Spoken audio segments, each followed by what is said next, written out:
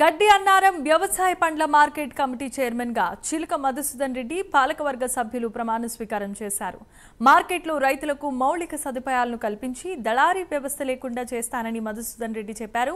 ఈ కార్యక్రమంలో మంత్రి సీతక్క, ఎమ్మెల్యే మల్రెడ్డి రంగారెడ్డి, భువనగిరి ఎంపీ చామల కిరణ్ కుమార్ రెడ్డి, కాంగ్రెస్ కార్యకర్తలు తదితరులు పాల్గొన్నారు. మా వ్యక్తిగత అభిమానులు ఉంటే దయచేసి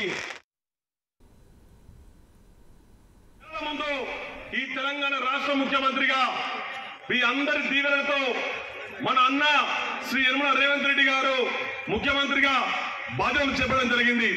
రాగానే రైతు రుణమాఫీ చేస్తానని చెప్పేసి మాట ఇచ్చిండు. మాట నిలబెట్టుకున్నటువంటి ప్రజా నాయకుడు, ప్రజా ముఖ్యమంత్రి మన యనమల రేవంత్ రెడ్డి గారు కల్లపల్లి మాటలు చెప్తా ఉన్నారు.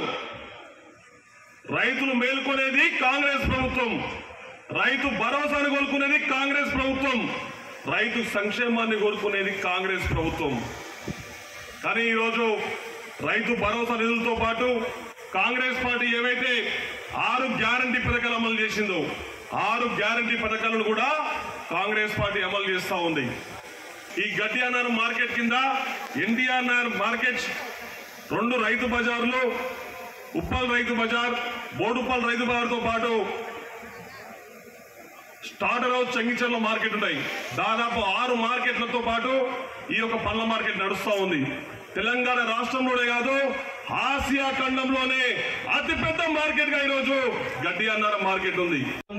తెలంగాణ ప్రభుత్వం చేత వ్యవసాయ మార్కెట్ కమిటీ గడ్డి అన్నారం అధ్యక్షుడిగా నియమించబడినాను.